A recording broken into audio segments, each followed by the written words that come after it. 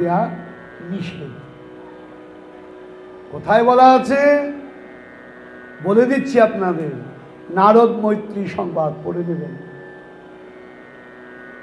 দেবর্ষি নারদ স্বয়ং উপদেশ করেছেন, শ্রীমদ্ ভাগবতের মধ্যে উল্লেখ আছে। ভুল ঠিক আমি জানি না বাবা, ভাগবত যা বলছেন আমরা তা মেনে নিচ্ছি। দুই, আমাদের একটা ধারণা এই কথার প্রায়শই ওঠে যে প্রভু অশৌচের সময় আমরা কি করব, অশৌচের সময় আমরা কি করব, ভগবানের নিত্য পূজা দেব কি দেব না। একজন আমাকে বলছেন আমার গোপাল না খায় থাকবো। হা রে, গোপালের কি ভাগ্য তোমার মতো পেয়েছে, তুমি না দিলে গোপাল না খেয়ে থাকবে। এই যে অদ্ভুতুরে ভাবনা, তার মানে আপনি যতদিন গোপাল বসাননি তার আগে এতদিন অব্দি গোপাল না খেয়েছিল, তার মানে গোপাল না খেয়েছিল। এই ভাবনাটা আসে কোত্থেকে? গোপালকে আপনি খাওয়াচ্ছেন।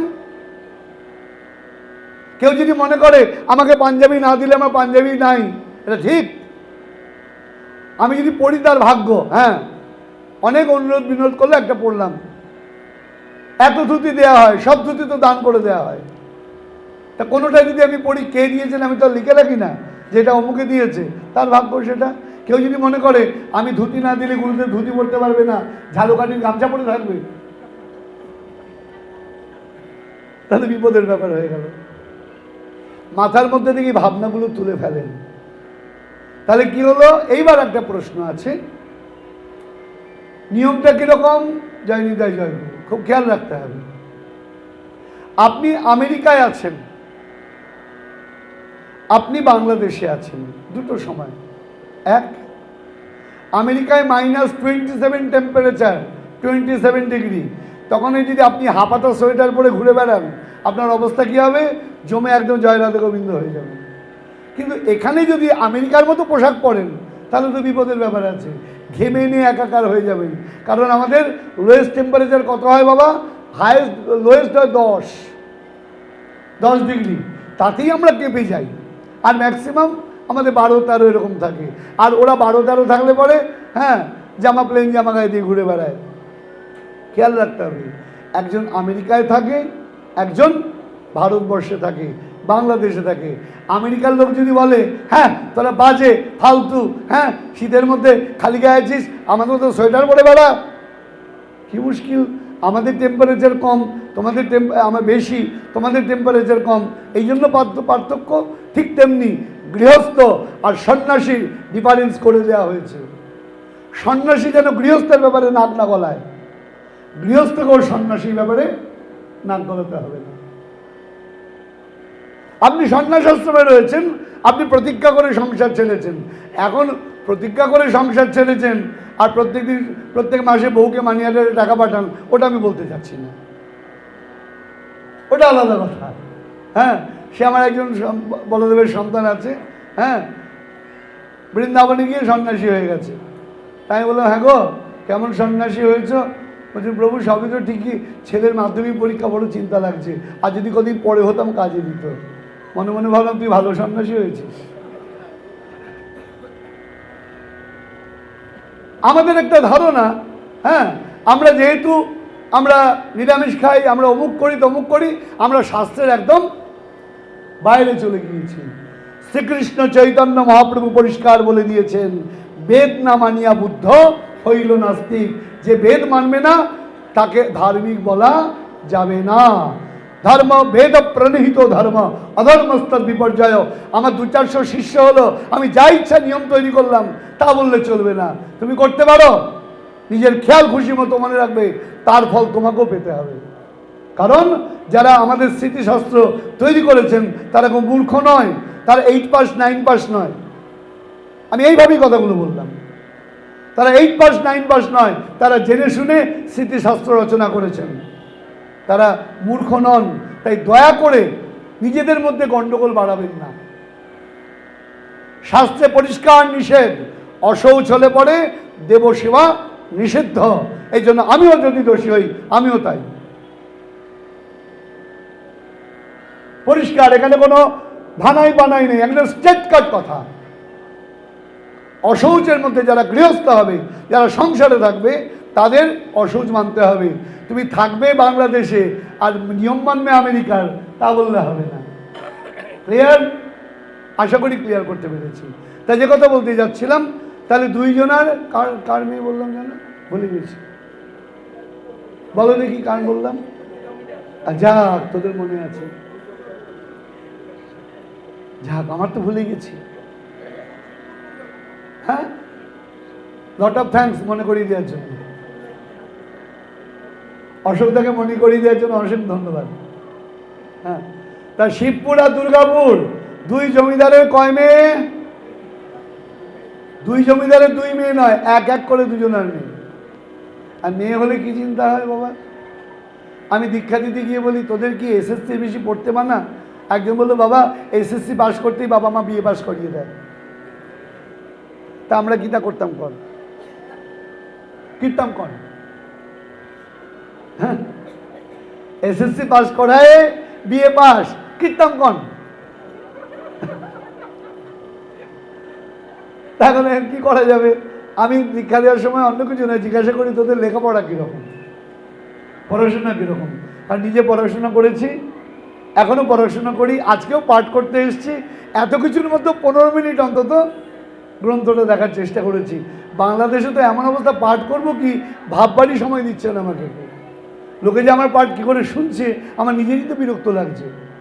হ্যাঁ, তা মনে মনে ভাবলাম যাই হোক, তাহলে আমাকে সবাই ভালোবাসে, নাহলে আমার পাঠ আর শুনতো না কেউ। যাই হোক, তাহলে দুইজনের এক এক মেয়ে। এখন মেয়ের বিয়ে দেবে কীরকম? সবারই ইচ্ছা, জামাই কি হবে? ডাক্তার হবে, ইঞ্জিনিয়ার হবে, দামি উকিল হবে। কি মনে হয় কিনা বলো? হ্যাঁ, মেয়েদের বলছি না, মা বাবাদের বলছি। মেয়েরা তো লজ্জায় কথা বলবে না এখন। যাই হোক, হ্যাঁ, তা ডাক্তার ইঞ্জিনিয়ার হতে বর পেতে জামাই পেতে কান্না ভাল লাগে। দুই জমিদার ঠিক করলেন ডাক্তার বিয়ে দেবো, আমার মেয়ের বর হবে কি ডাক্তার, পাশ করা ডাক্তার, একদম এফআরসিএস হতে হবে। তা এক জমিদার কি করলো, মেয়েকে আগেই একটা দারুণ ছেলেকে, যে ছেলেটা হ্যাঁ ওই জয়েন্ট এন্ট্রান্সের চান্স পেয়েছে, কি রে বারবার কি হচ্ছে, জয় নিতাই জয় গুরু, জয়েন্ট এন্ট্রান্স বলে আপনাদের এখানে, আপনাদের এখানে কী বলে আমি জানি না, আমাদের বলে অল ইন্ডিয়া এন্ট্রান্সের চান্স না পেলে সে ডাক্তারি পড়তে পারবে না। আপনাদের কোনো নিশ্চয়ই আছে। তাই এন্ট্রান্স পরীক্ষায় চান্স পেয়েছে, জমিদার কী করেছে, আগেই মেয়ের সঙ্গে বিয়ে দিয়ে দিয়েছে। ডাক্তার হলে যদি বিয়ে করতে রাজি না হয়, হ্যাঁ হ্যাঁ, কারণ মেয়েটার চোখটা একটুখানি সামান্য লক্ষ্মী ছিল আর কি। হ্যাঁ, ওটা বললাম না, ওটা বুঝে না তো। হ্যাঁ, তাই যাই হোক, আগে বিয়ে দিয়ে দিয়েছে। তার সে জামাই তো বিরাট ডাক্তার হয়েছে, এফআরসিএস লন্ডন গেছে, শ্বশুরের পয়সায় ডাক্তারি হয়ে একদম বিরাট প্রসার। ঢাকায় তার চেম্বারের সামনে সে রেস খেলার মতো লাইন। আবার নিতাইকে থেকে রাগ করো না, কিন্তু একবার গন্ডগোল হয়েছিল আগরতলায়, ও ঢোল নিয়ে গিয়েছে, সবাই ওপরে রেগে গিয়েছে, কারণ ও এলেই পাঠ বন্ধ করে দিই আমি। তৃতীয় দিন সবাই রেগে গিয়েছে, ওকে আর আসতে দেবে না। বলে না রে, আমি ওকে বলেছি সময় মতো আসতে। হ্যাঁ, তো যাই হোক, ঘড়ির দিকে তাকাবে না কিন্তু কেউ। এই ঘড়ি বড় বাজে, আমার ঘড়িটা তো একদম খারাপ হয়ে গেছে। এই সন্ধ্যাবেলায় তাড়াতাড়ি ঘোরে, সারাদিন ঠিক ঘোরে, এই জন্য আমি ঘড়ির দিকে তাকাই না, উল্টো করে রেখে। যাই হোক, তা কী হয়েছে, আর ওই জমিদার তার মেয়ে বেশ সুন্দরী, তা কী হয়েছে, ডাক্তার দেখে মেয়ের বিয়ে দিয়েছে। ডাক্তারি দুই জামাই বিরাট স্পেশালিস্ট। এখন দুর্গা পুজোর সময় গ্রামে এসছে, তা গ্রামে আসার গ্রামের লোক, জামাই ডাক্তার, সকাল থেকে লাইট দিয়েছে, জামাই প্রেশারটা দেখে দাও, জামাই বুকটা কেমন করছে, জামাই অম্বল, জামাই শ্বশুরবাড়ির দিকেও বেকায়দায় পড়েছে, সকাল থেকে রুগীর লাইন, রুগী দেখতে আরম্ভ করেছে। বেলা বেজে গেছে 11টা, দুই জামাই রুগী দেখছে। এখন শাশুড়ি তো খাবার দাবার নিয়ে বসে রয়েছে, বুঝতে পারছেন, তার তো শ্বাস উড়ে যাওয়ার জোগাড়, জামাই এখনো আসছে না। কী কেলেঙ্কারি কারবার, সামনে জামাই ষষ্ঠী না, সামনে তার শাশুড়ি বরকে বলছে, যাও না জামাইকে নিয়ে এসো তো, কখন থেকে বসে রয়েছে আমি খাবার দাবার সাজিয়ে।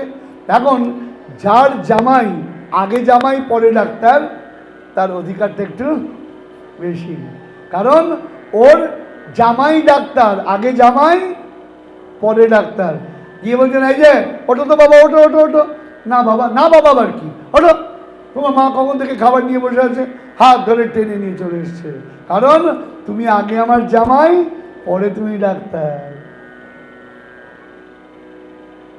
শিবপুরের কথা বললাম, এবার দুর্গাপুরের কথা বলি। দুর্গাপুরের গন্ডগোল হলো আগে ডাক্তার পরে জামাই। শ্বশুর গিয়ে বাবা বাবা কী হয়েছে বলুন।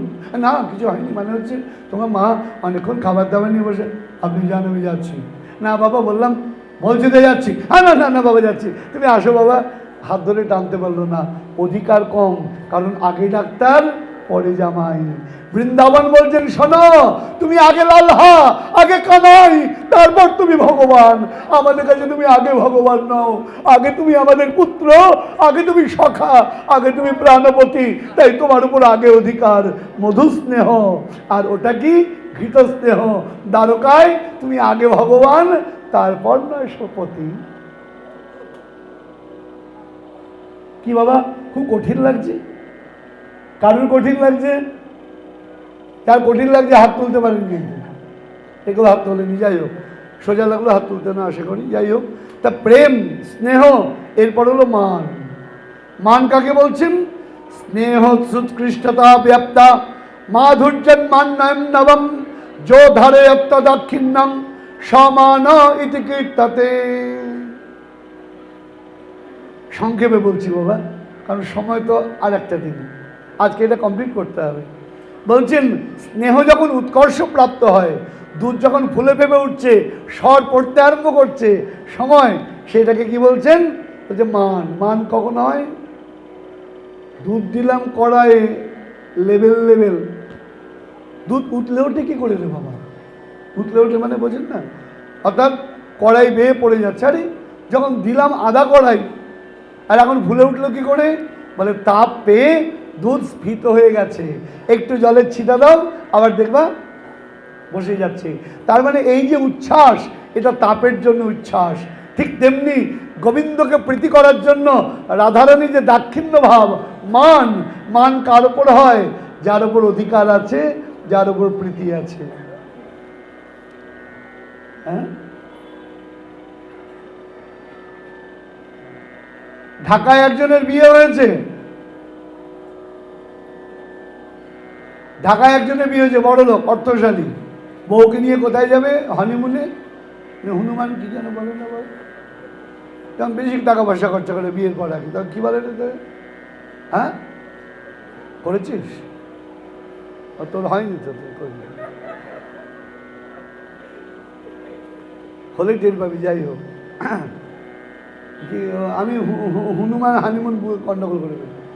যাই হোক, হানিমুন, হ্যাঁ এখন বললো আমাকে, বুঝলাম।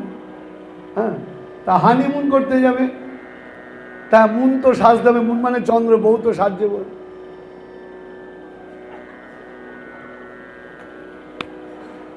স্বামী রেগে গেছে, হ্যাঁ গো তোমার সাজ হলো? এই তো একটু আসছি, কই একটু মুছে আসছি, এই করছে।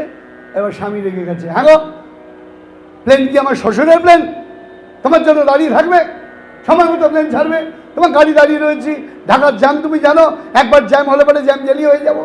হ্যাঁ তাড়াতাড়ি চলো। আমার নতুন বউ বলুন না, কড়া কড়া কথা শুনে ভালো লাগে। কাজলটা ভিজে গেল, চোখ দিয়ে টস টস করে জল পড়ছে, রুমাল দিয়ে মুছে করতে করতে নেমে এসছে। কি হয়েছে? কিছু না, চলো।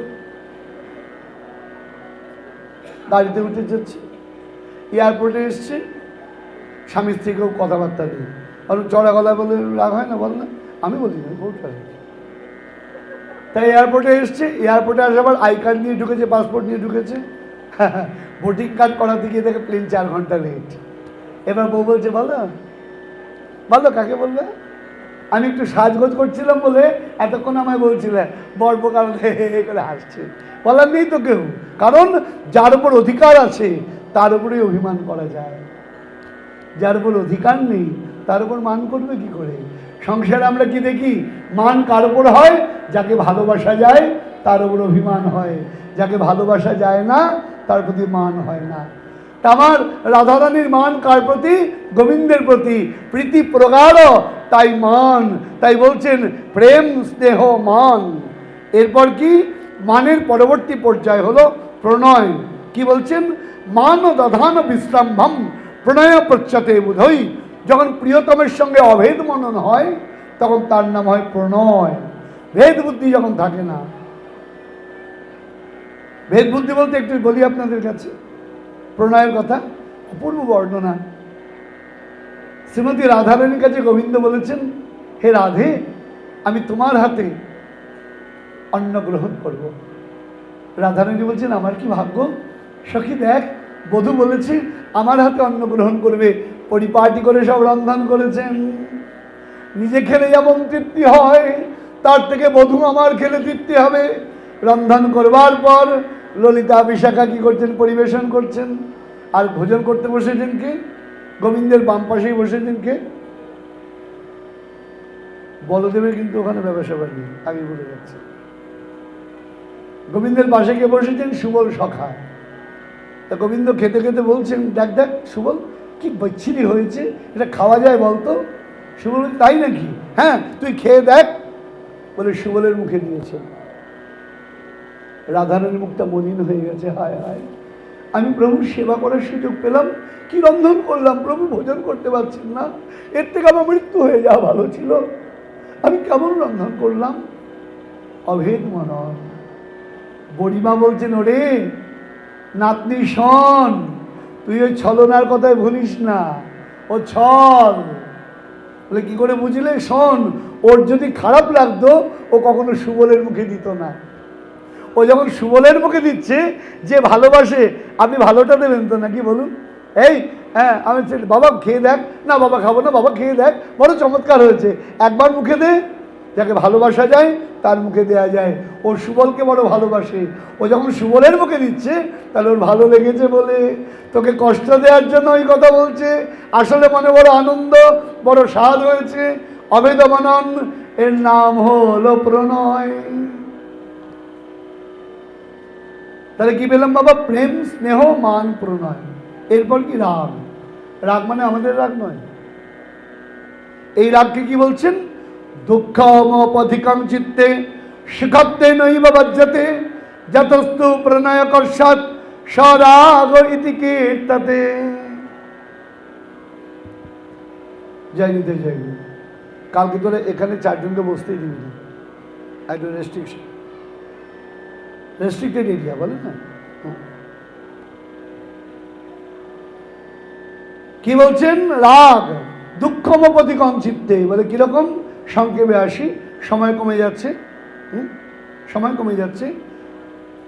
বলছেন দুঃখমপধিকং চিত্তে, অর্থাৎ গোবিন্দের জন্য, অর্থাৎ গোবিন্দকে পেলে যে দুঃখটা সুখ বলে মনে হয়, আর গোবিন্দকে না পেলে যে সুখটা দুঃখ বলে মনে হয়, তার নাম হলো রাগ। গোবিন্দ বলছেন রাধারানীকে, রাধে, সবাই তোমাকে কলঙ্কিনী বলে, তোমার কষ্ট হয় না রাধারানী? রাধারানী বলছে, আমার একটুও কষ্ট হয় না। সে কি? কলঙ্কিনী বললে সবার তো কষ্ট হয়। কারণ বলা হচ্ছে जल से पतला ज्ञान है, पाप भूमि से भारी, क्रोध अगन से तेज है, कलंक काजल से काढ़ी। সবচেয়ে কালো কি কলঙ্ক, যদি লেগে যায় একবার গায়ে, ও হাজার সাবান দাও ও ওঠানো যাবে না, এত সোজা নয়। তাই খুব সাবধান, কলঙ্ক যেন জীবনে না লাগে। রাধারানী বলছেন কলঙ্ক লেগেছে, আমি ভাগ্যবতী। গোবিন্দ বলছেন তাই নাকি? কেন? তাহলে দেখো গোবিন্দ, আমাকে তো শুধু কলঙ্কিনী কেউ বলে না, আমাকে কি বলে? আমায় কৃষ্ণ কলঙ্কিনী লোকে বলে, শুধু কলঙ্কিনী বলে নাই গো, কৃষ্ণ কলঙ্কিনী লোকে বলে। তাই আমার কি হয়েছে? কি হয়েছে রাধে? জগৎকে বলো তুমি কতখানি ভালোবাসো আমায়। রাধারানী বলছেন কলঙ্কি বলিয়া বলে সব লোকে, তাহাতে নাহি কো দুঃখ, তোমার লাগিয়া কলঙ্কের হার গলায় পড়িতে সুখ। সতী বা অসতী তোমার বিদিত, ভালো মন্দ নাহি জানি। চণ্ডী দাসে কয় শুধু সুখময় তোমার চরণ দুখানি। চণ্ডীদাসে কয় শুধু সুখময় তোমার চরণ দুখানি। এই হলো রাগ। আর অনুরাগ কখন? যে রাগ বলছেন সদানুভূতি মজা কুর্যান নব নবম প্রিয়ম রাগ ভাবেন নব নব সো অনুরাগ ইতি যাতে। যে ভালোবাসা নিত্য নূতন হয়ে প্রতিস্থাপিত হয়। বাবা, পৃথিবীর যত সুন্দর খাবারই হোক, তোমায় যদি দেয়া হয় 365 দিন এক খাবার, ভাল লাগবে কি? ভাল লাগবে? পৃথিবীর সবচেয়ে সুন্দরী, বিশ্ব সুন্দরী মিস ওয়ার্ল্ড যারা হয়, তাকে ধরে তোমার সঙ্গে বিয়ে দিয়ে দেওয়া হলো, গ্যারেন্টি দিতে পারবে একদিনে ঝগড়া হবে না? আগে না, 7 দিন পরেই পুরনো হয়ে যাবে। জগতের যা কিছু সব পুরানো হয়, একমাত্র হয় না আমার মাধব, একমাত্র হয় না আমার পরমানন্দময় গোবিন্দ। বলে যতই দেখি ততই নূতন আমার উৎফুল্লিত হয় প্রতি তনু মন। যতই দেখি ততই নূতন। বলে সবার হয় না কেন? বলে গন্ডগোল যারা অন্ধ তাদের হয় না বাবা, যারা অন্ধ তাদের হয় না। তার মানে বুঝতে হবে যারা কোনো ভুল কাজ করে ফেলেছে তারা অন্ধ ছিল, তাই তারা ওই রূপ দর্শন করতে পারেনি, তাই তারা ভুল কাজ করেছে। তাই আমার গোবিন্দ নিত্য নবনবমান, নিত্য নূতন, চিরন্তন, চির শাশ্বত। এরপর কি? এরপর হলো ভাব। অনুরাগ স্বয়ং বেদ্যং দশং প্রাপ্য প্রকাশিত যাবদাশ্রয় বৃত্তিশ্চেদ ভাব ইতি ধিয়াতে। এরপর হলো ভাব। ভাব হলো কুসুম। এই ভাবের হলো দুটো ভাগ। একটা হলো কি? রূঢ়, অধিরূঢ়। কি বলছেন মহাজন? উল্লেখ করছেন লাদিনীর সার প্রেম ভাব, প্রেমসার ভাব, ভাবের পরমাকাষ্ঠা নাম মহাভাব। এই মহাভাবের পার্থক্য কি? রূঢ়, অধিরূঢ়। এর আবার দুটি, একটা সম্ভোগ, একটা বিরহ। ব্যাখ্যায় যাচ্ছি না। একটা মোহন মাদন, একটা মোহন। এই বিরহের আবার ভাগ দিল দিব্যনুমাদ। রাধারানীর যে দশা, সেটি দিব্যনুমাদ দশা। উদ্ধব মহারাজ রাধারানীর যে দশা দেখছেন তার নাম কি? দিব্যোন্মাদ দশা। শুধু ভক্তমণ্ডলী যদি বলা হয় দিব্যোন্মাদ দশাটা কি জিনিস? দিব্যোন্মাদের আবার দুটি ভাগ আছে বাবা। কি কি? একটা উদ্ঘূর্ণা, একটা চিত্রজল্প। আমরা আগে আসি দিব্যোন্মাদ কাকে বলছি। খেয়াল করে দেখো, দিব্য উন্মাদ, জয় নিতে যাই। দিব্য মানে কি? আমরা উন্মাদ মানে কি বলি? পাগল। দিব্য উন্মাদ মানে জয় নিতে যাই। খেয়াল রাখতে হবে। মন্দিরের উঠানে বসে 2 মা গল্প করছেন, দিদি গো আমার ছেলেটার সব শেষ হয়ে গেল। কি? নেশায় শেষ হয়ে গেল। আর এক মা বলছেন আমার ছেলেরও নেশা। আরে আমার মতো আপনারও পোড়া কপাল না, আমার ছেলের নেশায় সংসার দাঁড়িয়ে গেল।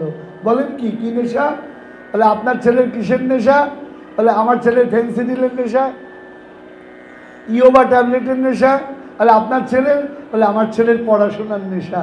ওই পড়াশোনার নেশার জন্য বিসিএস ক্যাডারে ও চান্স পেয়ে গেছে, আমাদের সংসার দাঁড়িয়ে গেছে। তাহলে একটা নেশা ধ্বংস হয়, আর একটা নেশায় সর্বপ্রাপ্তি হয়। দুটোই নেশা। এখানে কি বলছেন? উন্মাদ। এখানে রাধারানীর উন্মাদ, তোমার আমাদের মতো উন্মাদ নয়। আমি মজা করে বলি আমরা সংসারে কিন্তু সবাই পাগল বাবা। বলে কিরকম পাগল? কেউ অর্থের পাগল, কেউ বৈভবের পাগল, কেউ রূপের পাগল, কেউ যশের পাগল। এক একজন এক একটার পাগল। আর আমরা কিসের পাগল হতে চাই? মহাজন পদ দিয়েছেন না, আমি তাইতে পাগল হলাম না, এমন একজন পাগল পেলাম না, আমি তাইতে পাগল হলাম না, এমন একজন পাগল পেলাম না। কেমন পাগল? অনলে জলে জলে শৈল সকল যন্ত্রণা, ও যে এমন পাগল শৈল সকল, তবু হরি বলা ছাড়ল না, আমি তাইতে পাগল হলাম না, এমন একজন পাগল পেলাম না। তাহলে পাগল কার জন্য বলছেন? দিব্য উন্মাদ। দিব্য বলতে গোবিন্দ গীতায় কি বলছেন? শ্রীমদ্ ভগবত গীতায় গোবিন্দ বলছেন, জন্ম কর্ম চমে, আমাকে আর বলতে হলো না, আমার ছেলেরাই বলে দিল, জন্ম কর্ম চমে দিব্যাম, আমার জন্মকর্মটা দিব্য। তোমরা ভেবো না তোমাদের মতন। কৃষ্ণের যতকে খেলা, সর্বোত্তম নরলীলা, নরবপু তাহারি স্বরূপ, গোপবেশ বেণুকর, নবকিশোর নটবর, নরলীলার হয় অনুরূপ। তাই গোবিন্দ কি দিব্য স্বরূপ? ওই গোবিন্দকে নিয়ে যে পাগল হয়েছেন সে কি দিব্যোন্মাদ। রাধারানী কার জন্য? তার জন্য পাগল হয়েছেন।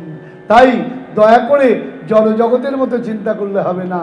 এই দিব্যোন্মাদের দুটো দশা, একটা উদ্ঘূর্ণা আর একটা চিত্রজল্প, আমরা আস্বাদন করব। তবে কবে? আজ আর নয়, আবার আগামীকাল। শুধু ভক্তমণ্ডলী, মনে হলো যেন 10 মিনিট আরম্ভ করেছি, ঘড়ির কাঁটা বলছে 2 ঘন্টা হয়ে গিয়েছে, আমার কিছু করার নেই। এখন কি করব? আজ আপনারা দলে দলে এসেছেন। আজ আমরা রাধারানীর কাছ থেকে আমরা বলেছি চৌমোহনী, গোবিন্দ আমার মোহিনী।